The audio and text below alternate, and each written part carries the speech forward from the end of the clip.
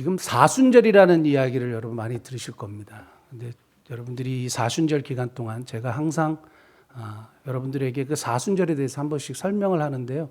오늘도 제가 잠깐 한번 설명을 하겠습니다. PPT 한 번만 띄워주시면 감사하겠습니다.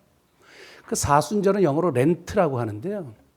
그러니까 순이라는 말은 10일이라는 말이에요. 그래서 사순이면 40일이죠. 그러니까 부활절, 부활주일까지 주일을 제외한 40일. 그래서 이 40일 동안 무엇을 하느냐? 예수님께서 우리를 위하여 고난을 당하신 것을 우리가 생각하고 묵상하고 경건한 생활을 하는 절기를 사순절이라 그래요.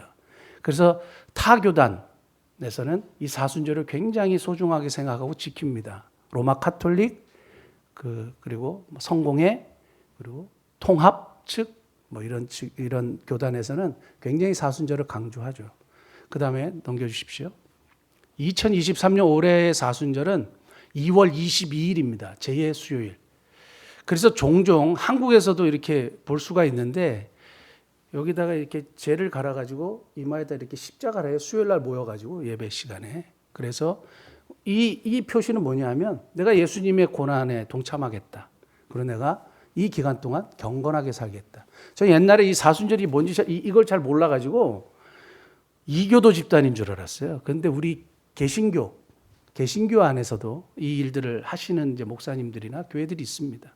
그래서 이렇게 사순절 기간에 십자가를 시꺼먼 걸로 이렇게 칠한 분들이 있으면 저 사람들이 사순절을 굉장히 경건하게 보내려고 제 수요일에 이마에 이렇게 표시를 받은 거구나 이렇게 생각하시면 돼요. 그래서 4월 8일 토요일인데 이 사순절을 이렇게 따져보면 주일이 6번 들어가 있어요. 그래서 46일이에요. 주일을 빼니까. 그러니까 그렇게 계산하시면 딱 이렇게 나옵니다. 올해는 4월 둘째 주, 4월 9일이 부활절입니다. 그 다음, 사순절을 지켜야 하느냐 하는 문제가 교단과 교회마다 다 다릅니다. 그 다음에 지키는 교단은 예장 통합, 그리고 기장, 기독교 장로회, 그리고 감리교, 그리고 기하성, 순복음교회죠. 그 다음에 안 지키는 교단이 고신 측하고 저희 교단, 그리고 합신, 조금 보수적인 교단이 사순절을 안 지킵니다. 그 다음에요. 그래서 사순절을 왜 우리 교단은 안 지키느냐? 그걸 여러분들이 꼭 알고 계셔야 하는 것은 우리가 어쨌든 합동 측에 속해 있는 교회이기 때문에 그렇습니다. 예장 합동교단, 저희 교단은 84회 총회에서 사순절은 종교개혁으로 폐지된 것으로 보고 지키지 않기로 결의했고 또 103회 총회에서 다시 사순절을 지켜야 되는 게 아니냐 이런 얘기가 나왔는데 아니다.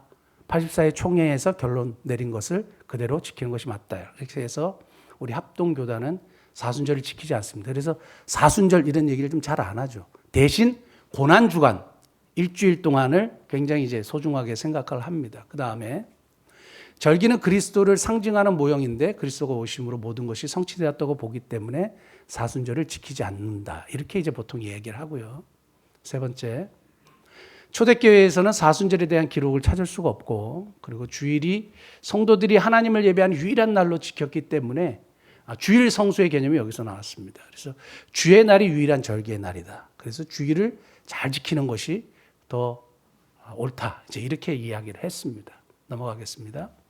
근데 이제 제가 막 쭉 하다가 너무 인포메이션이 많으니까 간단히 결론을 내리면 우리 교회는 예장 합동 측에 속해 있기 때문에 덕을 위하여 총회의 결의를 따르는 겁니다. 그래서 우리가 작은 교회고 그런 것이 아니라 합동 측에 속해 있기 때문에 우리가 사순절을 지키지 않는 것뿐이에요. 그래서 성도들에게 그것을 권면하지 않는 것이고 그 다음에 대신 고난주간에 예수 그리스도의 고난에 동참하고 경건의 삶과 구제를 추구하죠. 넘어갈게요.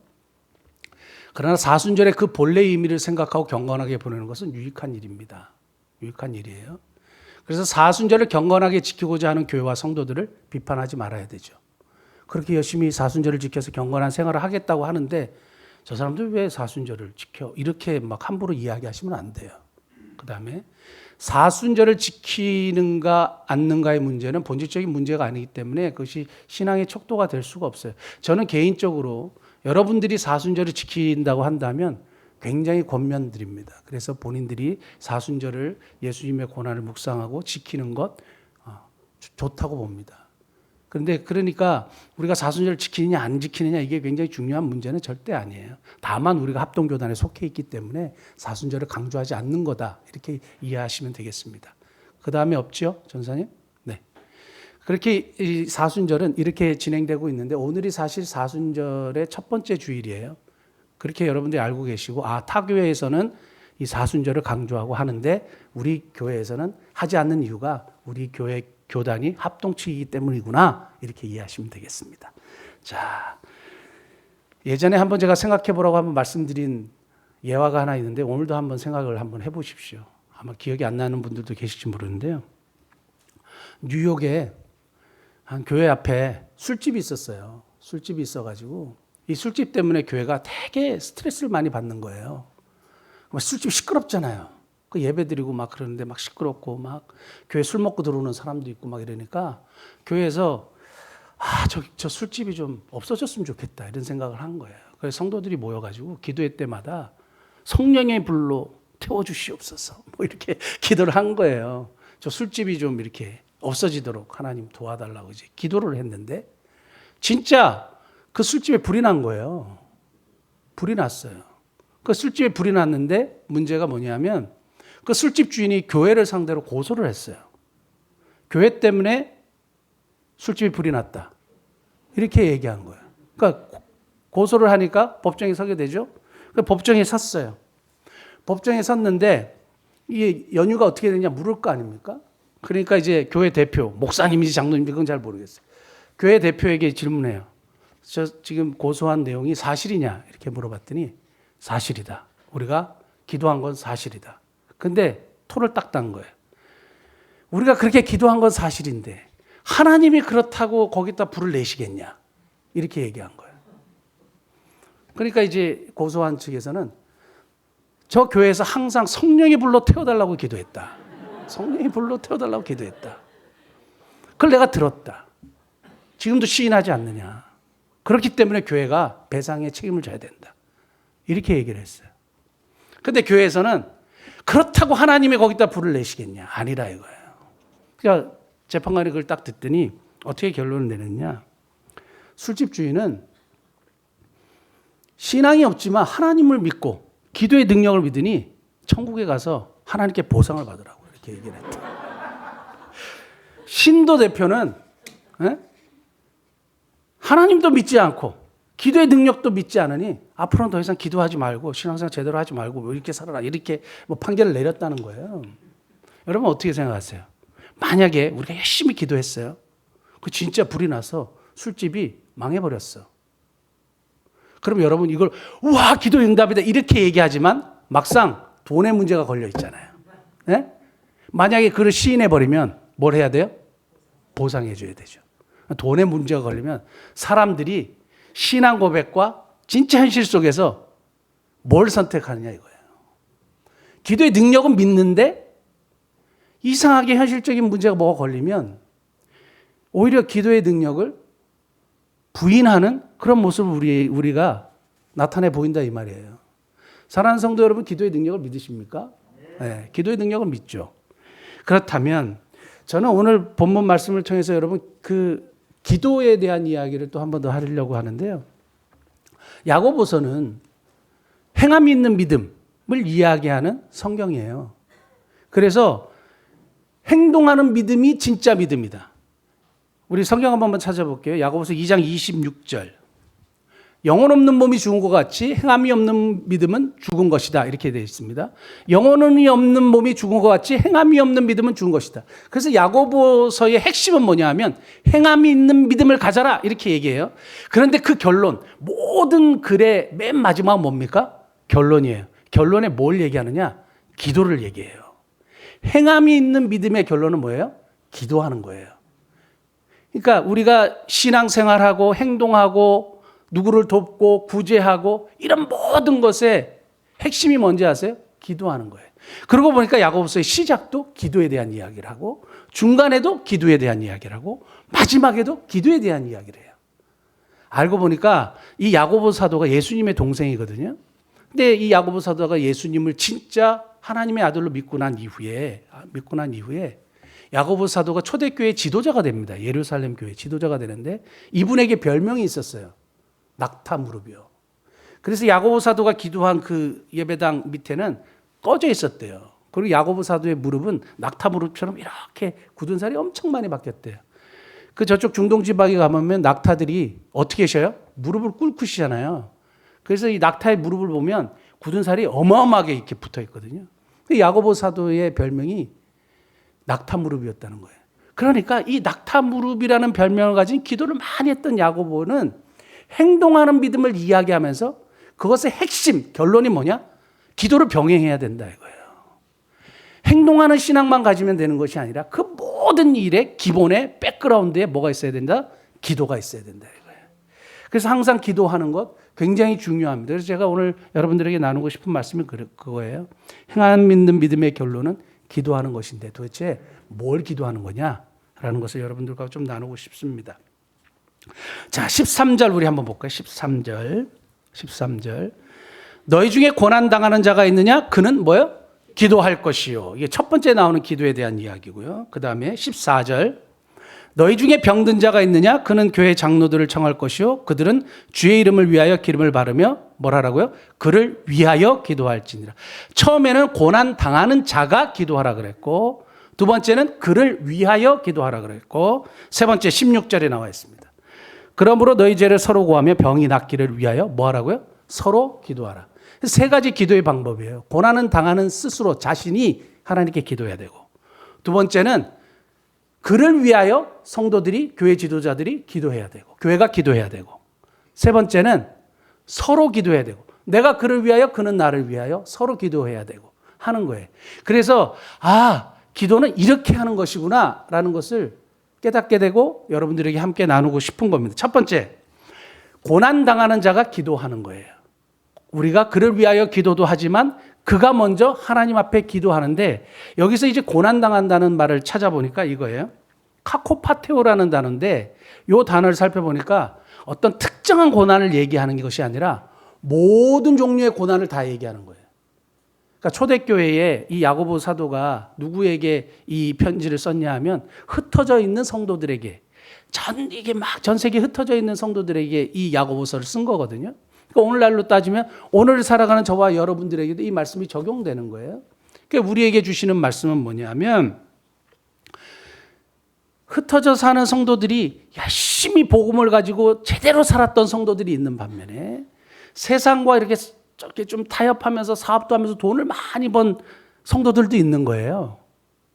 그리고 어중간하게 이렇게 이것도 아니고 저것도 아니고 양다리를 걸친 또 성도들도 있는 것이고, 이런 성도들이 이제 막 비일비재하게 막 생겨났단 말입니다.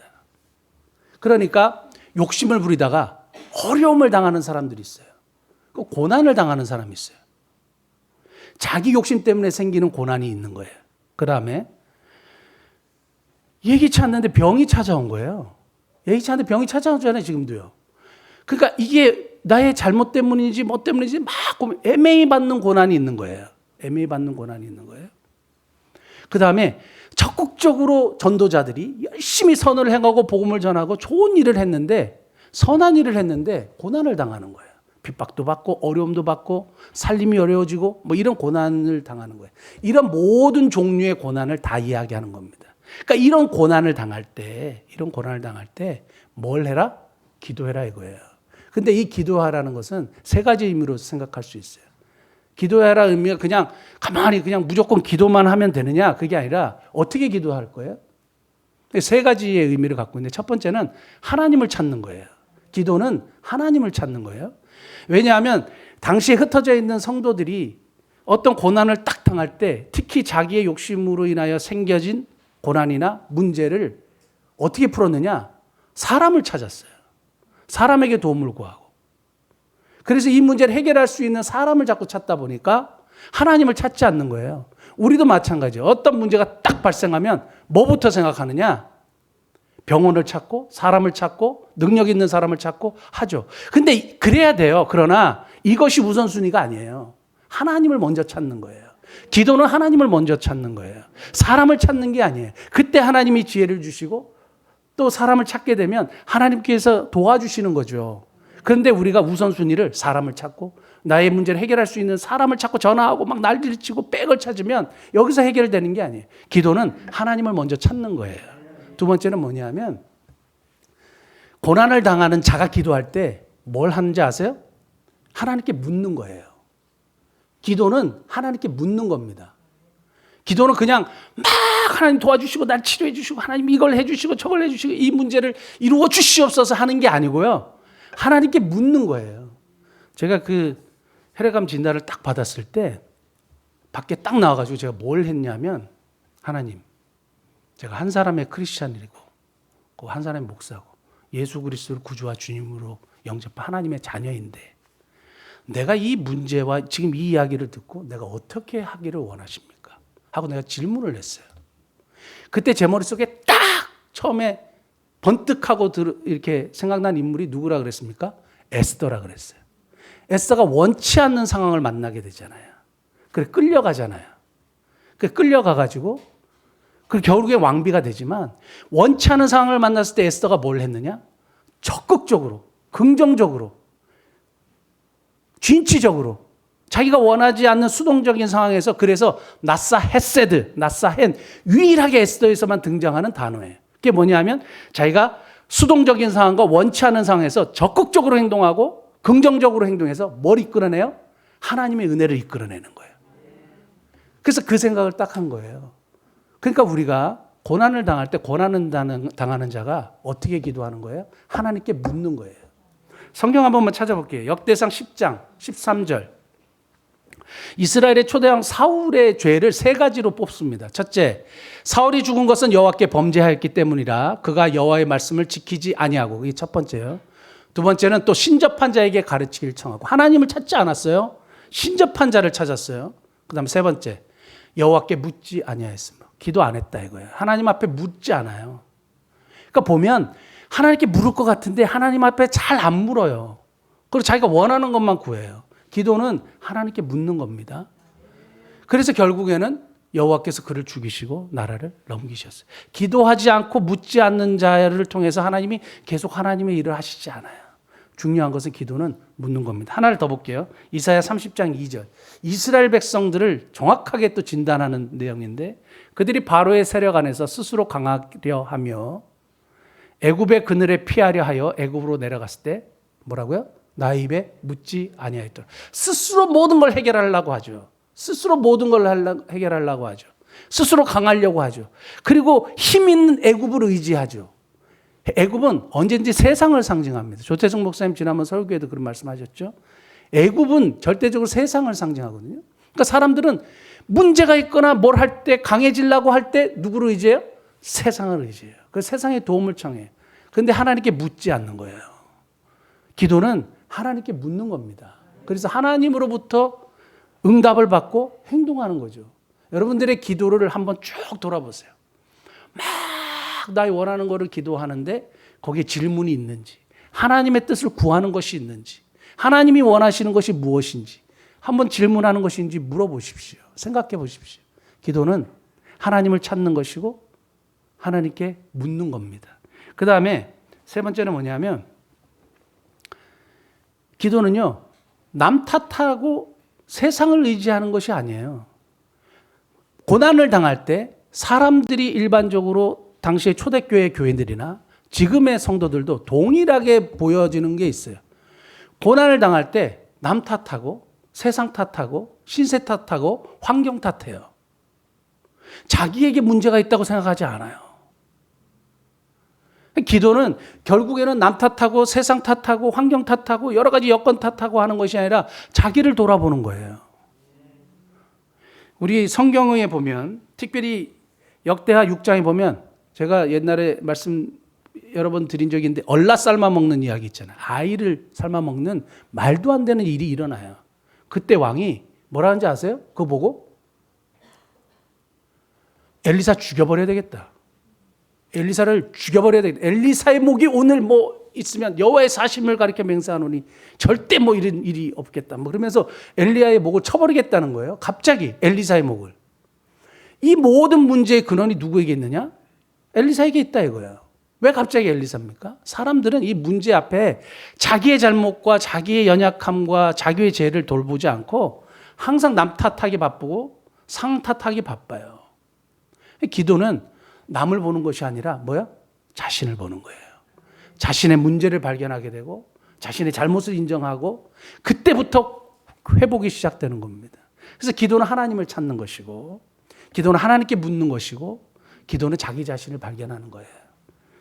그래서 오늘 고난 당하는 자는 이렇게 기도하는 겁니다. 여러분 혹시 삶 속에 어려움이나 고난을 당하거나 또 여러 가지 문제가 있을 때 내가 이렇게 기도해야 되겠구나.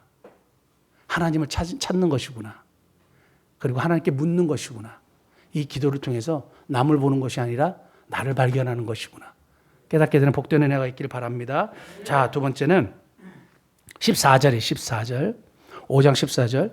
같이 한번 읽겠습니다. 너희 중에 병든 자가 있느냐? 그는 교회의 장로들을 청할 것이요. 그들은 주의 이름으로 기름을 바르며 그를 위하여 기도할지니라. 교회는 그를 위하여, 성도들도 그를 위하여. 누구를 위하여? 고난을 당하는 자, 병든 자를 위하여 기도하는 것. 이걸 도고의 기도라고 하고 또는 중보의 기도라고 우리가 이야기합니다. 그를 위하여 기도하는 겁니다. 자, 그런데 고난 당하는 자를 위하여 기도하는 것인데 이 고난 당한 자를 위하여 기도할 때 무슨 역사가 일어나느냐? 15절. 믿음의 기도는 병든 자를 구원한다 그랬어요. 자, 도고의 기도와 중보의 기도에 능력이 있는데 어떤 일이 일어나느냐? 병든 자를 구원하고 고난을 당하는 자가 그곳에서 벗어나게 된다는 이야기를 성경은 하고 있습니다. 초대교회로부터 지금까지 교회의 부흥, 기독교의 부흥은 언제든지 이 한가운데 뭐가 있었느냐? 치유의 역사가 있었어요.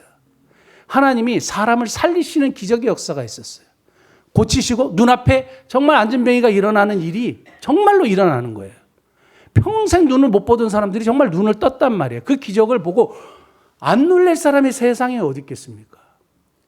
우리 아마 이 교인들 중에도 하나님의 치유의 역사를 경험한 분들이 여럿 되실 거예요. 하나님은 정말 교회를 통해서 그러한 하나님의 역사를 이루신단 말이에요. 이루시는데 저는 그거는 우리가 다 알고 있는 사실인데 여기서 아주 중요한 이야기가 하나 나옵니다. 중요한 이야기가 나오는데 14절 다시 보시면 그들은 주의 이름으로 뭘 바르며? 기름을 바르며 그를 위하여 기도할지니라.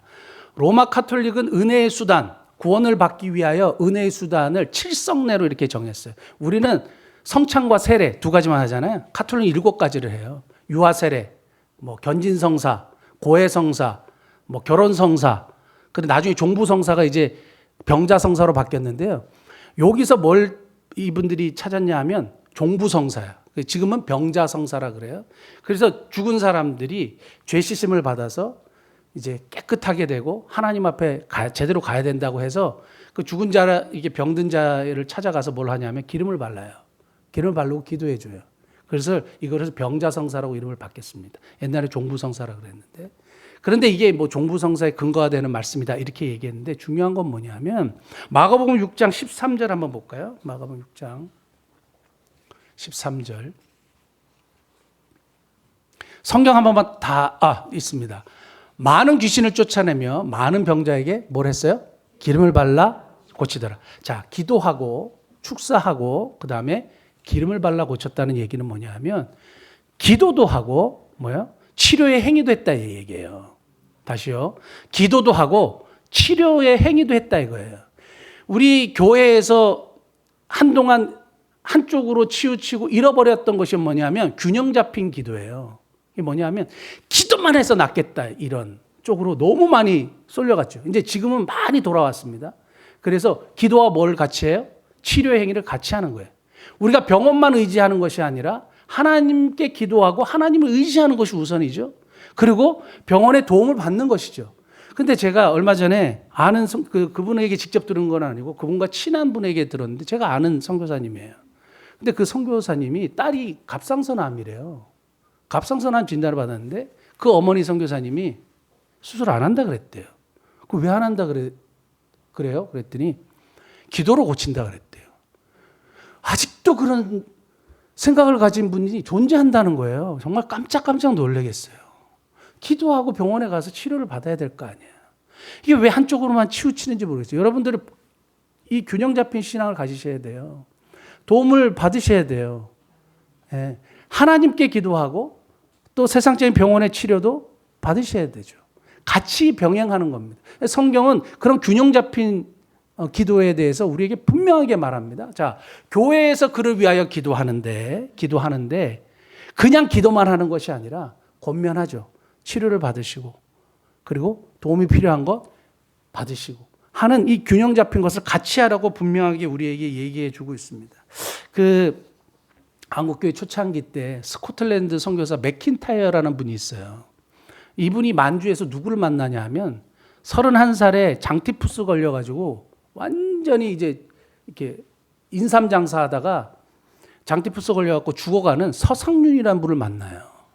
그래갖고 맥킨타이어가 그를 위해서 열심히 기도하고 열심히 약을 먹이고 또 열심히 기도해주고 약을 먹이고 맨날 찾아가고 지극정성으로 돌보아줘요. 두 가지를 다 한 거예요. 뭘 했어요? 열심히 기도해줬죠. 그리고 열심히 약을 먹였죠. 그래서 서상륜 이분이 보통 장티푸스 걸려서 그때 많이 죽었는데요. 살아났어요. 근데 이 맥킨타이어 선교사의 기도와 그 사랑과 돌봄에 감동을 받아가지고 예수님을 영접했어요. 이 서상륜이라는 분이 동생 서경조라는 분하고 우리나라 최초의 소래교회를 설립합니다. 1883년에. 그 다음에 1887년에 서울의 장로교회, 첫 장로교회 어디예요? 세문안교회예요. 세문안교회 창립 멤버가 14명이었어요. 14명이었는데 그 14명 중에 13명이 이 서상륜이라는 분이 전도한 분들이에요. 맥킨타이어 선교사가 서상륜이라는 분을 만나서 열심히 기도하고 약을 먹이고 치료의 방법을 같이 했죠. 그리고 그분이 살아났어요. 그리고 그분이 예수 그리스도를 구주와 주님으로 영접하고 정말 초대교회에 정말 많은 일들을 하게 됩니다. 선교사님들을 많이 돕는 일들을 하게 되고요. 그러니까 우리가 언제든지 생각할 때 뭘 해야 되냐면 한쪽으로 치우치고 있는가? 그렇지 않은가? 내 자신을 돌아봐야 되고 항상 균형 잡힌 기도를 통해서 하나님의 역사를 경험하는 거예요. 이때 믿음의 기도는 병든 자를 구원하는데 믿음의 기도가 뭔지 아세요? 균형 잡힌 기도예요. 제가 어느 분이 어느 목사님이 뭐 소망의 기도가 있고 믿음의 기도가 있대요. 그 소망의 기도는 낫게 해 주십시오. 도와주십시오. 뭐 이렇게 하는 게 소망의 기도고 믿음의 기도는 다 나았습니다. 뭐 다 치료가 되었습니다 하는 게 믿음의 기도래요. 그래서 믿음의 기도가 응답이 빠르다. 그리고 믿음의 기도를 드려야 된다. 이렇게 얘기를 하는 걸 글에서 봤거든요. 그러고 보니까 예전에 뭐 교회의 부흥회나 기도원에 가거나 하면 다 아픈 곳에 손을 얹으세요. 나았습니다. 치료되었습니다. 이렇게 하라는 거예요. 그래서 진짜 그렇게 생각하고 막 그렇게 했던 기억이 나는 거예요. 이게 믿음의 기도라는 거예요. 그런데 성경을 잘 한번 읽어보세요. 자, 15절 보시면 믿음의 기도는 병든 자를 구원하리니 그 다음에 핵심이 있습니다. 누가 일으켜요? 주께서 그를 일으키시리라. 우리의 기도 스타일이나 우리가 밤새 금식하고 막 난리를 치고 막 울부짖는다고 응답이 있는 게 아니고 누가 일으켜요? 주께서 일으키는 거예요. 나의 기도 스타일, 내가 믿음의 기도를 드렸기 때문에 응답하는 것이 아니라 주님께서 판단하셔서 주께서 일으키시는 거예요. 기도 응답은 누구에게 있느냐? 나에게 있는 게 아니에요. 하나님께 있는 거예요. 그러니까 하나님이 판단하셔서 응답하시는 거죠. 그래서 언제든지 주권을 누구에게? 하나님께 드리는 거예요. 나에게 능력이 있다고 생각하시면 안 돼요. 내가 뭐 이렇게 기도하니까 하나님 응답하죠. 다 나았습니다. 이렇게 기도한다고 하나님 그래 나아라 이렇게 하시는 게 아니라 이 말이에요. 기도는 언제든지 주권이 하나님께 있음을 기억하실 수 있길 바랍니다. 마지막 세 번째는 16절이에요. 그러므로 너희 죄를 서로 고백하며 이게 무슨 말이에요? 서로 기도하라는 거예요. 기도는 서로 하는 거예요. 내가 장로님을 위하여 장로님이 나를 위하여 내가 성도를 위하여 성도님이 저를 위하여 그러니까 서로 기도하라는 거죠. 그런데 성결 조건이 하나 있습니다. 너희 죄를 서로 고백하며 병이 낫기 위하여 서로 기도하라. 뭘 먼저 하라고요? 죄를 먼저 고백하래요. 죄를 먼저 고백하래요. 이사야 59장 1절 2절 한번 볼까요? 아까 제가 그 참회의 기도 이야기할 때에 마지막에 읽었던 본문인데요. 여호와의 손이 짧아 구원하지 못하심도 아니고 귀가 둔하여 듣지 못하심도 아니라 오직 너희 죄악이 너희와 너희 하나님 사이를 갈라놓았고 너희 죄가 그의 얼굴을 가려서 너에게 듣지 않으시게 함이라. 죄가 있으면 하나님이 안 들으시겠다 이거예요. 죄가 해결되지 않으면 일단은 기도가 되지 않아요. 그래서 우리가 항상 참회 기도를 먼저 드리는 이유는 우리의 예배를 하나님이 받으시도록 하기 위함이에요.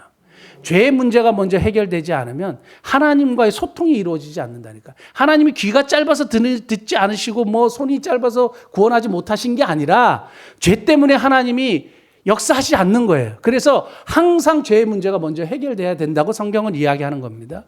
평양대부흥운동이라고 들어보셨어요? 평양대부흥운동이 왜 이렇게 막 어마어마한 역사를 일으켰냐면 1907년에 1월 6일부터 15일까지 겨울 남자 사경회가 있었어요. 남자들만 모여가지고 사경회를 했었어요. 그 사경회를 했는데 밤에 길선주 장로님이라는 분이 뭐라고 이야기를 했냐면 이 막 너무 은혜를 받았는데 이분이 마음에 견디질 못하겠는 거야. 이걸 고백하지 않으면 견디질 못하겠는 거야. 그래서 잠잠해졌을 때 자기가 손을 들고 일어났어요. 그래갖고 뭘 얘기했냐면 1년 전에 제 친구가 저에게 아내에게 재산을 이렇게 잘 이렇게 하라고 나에게 재산을 맡겼는데 내가 그 중에 $100, 미화 100불을 사치했습니다. 근데 그게 너무 마음이 아파가지고 이 죄의 문제를 하나님이 팍 지적하실 때 막 너무 뜨겁고 너무 낯뜨겁고 너무 죄송한 마음이 막 드는 거예요. 그래서 이분이 울면서 사람들 앞에 고백을 했어요. 그 사람들이 그 얘기를 듣고 충격을 받았어요. 충격을 받았는데 갑자기 다른 한 집사님이 일어나가지고 갑자기 울면서 이런 거예요. 제가 사실 축첩을 했습니다. 이런 거예요. 축첩이 뭔지 아세요? 첩을 두었다 이 얘기예요. 내가 하나님 앞에 범죄하고 있었습니다. 하고 이제 이야기를 하기 시작한 거예요. 그러니까 갑자기 옆에서 또 다른 사람들이 일어나가지고 제가 사실은 굉장한 폭리를 취하고 사람들에게 돈을 빌려줬습니다. 이렇게 얘기하기 시작한 거예요. 그것이 사람들이 죄를 서로 고백하면서 막 사람들이 울기 시작. 그게 다음날 새벽 5시까지 했다는 거예요. 졸린지도 모르고 힘든지도 모르고 막 그것이 계속 이어진 거예요. 그래서 평양 대각성 운동이 일어났다 얘기하는 겁니다. 그 핵심이 뭔지 아세요? 죄를 고백한 거예요. 죄를 고백하니까 하나님께서 뜨겁게 역사하는 거죠. 거기에 치유가 일어났을까요? 일어나죠. 하나님의 역사가 일어나는 거죠. 믿음의 강구가 역사되는 거를 이 사람들이 눈으로 보는 거죠. 막 사람들이 변화되기 시작하니까요. 그러고 나서 다시 돌아갔을까요? 그러지 않아요. 사람들이 변하기 시작한 거예요. 그러니까 하나님의 역사가 너무너무 뜨겁게 일어나는 거죠. 자, 그러므로 죄의 문제가 먼저 해결돼야 된다는 겁니다. 그래서 서로 기도하는데 뭐부터 해결해라? 죄의 문제를 해결해라. 이렇게 이제 이야기하는데 그 다음에 야고보 사도가 누구 얘기를 합니까? 엘리야 얘기를 해요. 엘리야 얘기를 해요. 엘리야는 우리가 똑같은 사람인데 3년 6개월 동안 비 안 오지 않기를 기도하고 그랬더니 비가 안 왔고 3년 6개월 후에 비 오라고 기도했더니 비가 왔다. 이런 기적적인 역사를 우리가 똑같은 사람이 기도했는데 일어났다. 이 얘기예요. 그래서 제가 열왕기상 18장에 드러난 이 사건을 가지고 쭉 살펴보니까 도대체 엘리야의 기도가 뭐냐? 그 세 가지로 정리했어요. 우리에게 이러한 역사가 일어나지 않은 것은 이런 믿음의 기도, 병든 자가 치유되는 역사가 일어나지 않는 것은 엘리야의 기도를 상실했기 때문이라고 보는 거예요. 그래서 교회와 성도는 뭘 해야 돼요? 엘리야의 기도를 회복해야 되는 거예요. 엘리야의 기도는 뭐냐?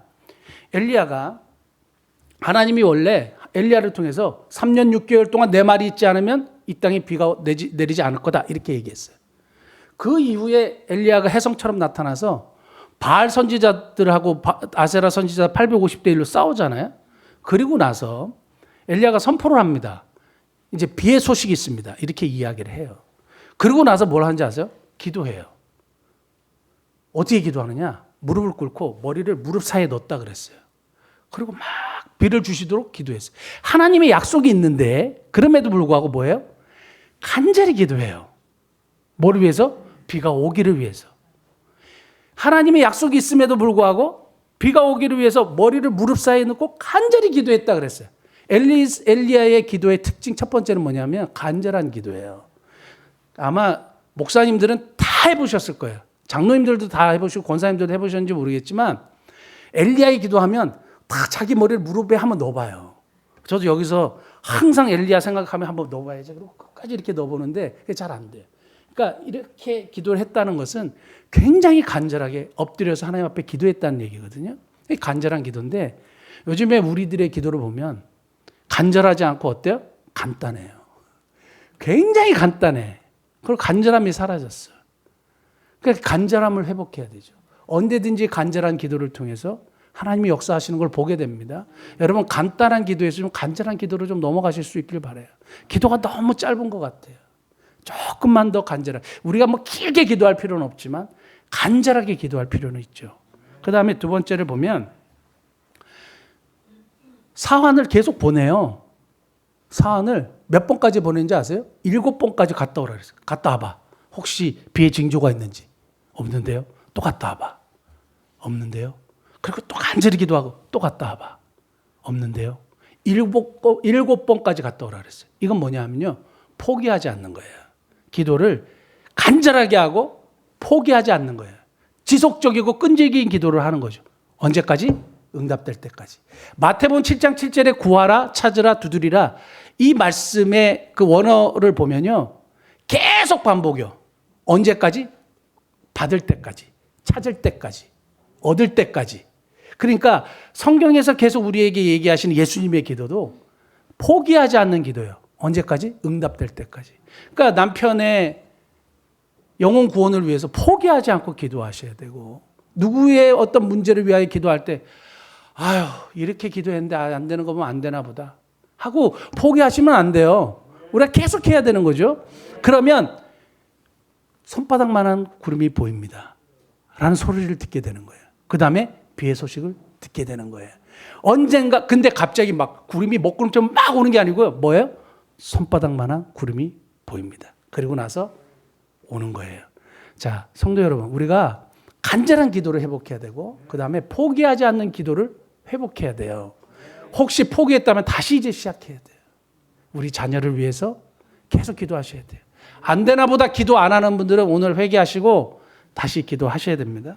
그 다음에 마지막에 보니까 믿음의 기도를 드렸어요. 어떤 믿음의 기도를 드렸냐 하면 왜 끝까지 기도할 수 있었는지 아세요? 엘리야가 왜 끝까지 기도할 수 있었느냐? 포기하지 않고 하나님의 약속이 있었기 때문이에요. 하나님의 약속의 말씀이 비를 주시겠다는 약속이 있었기 때문이에요. 근데 사람들은 믿음을 어디다 두느냐 하면 자기가 설정해놓은 목표, 그 자기가 이렇게 얘기해놓고 이걸 이루어 주실 줄 믿습니다 하고 여기다 자꾸 믿음을 대입을 시키거든요. 그게 아니에요. 그게 아니에요. 언제든지 믿음의 근거는 뭐가 돼야 돼요? 하나님의 말씀이에요. 약속의 말씀이요.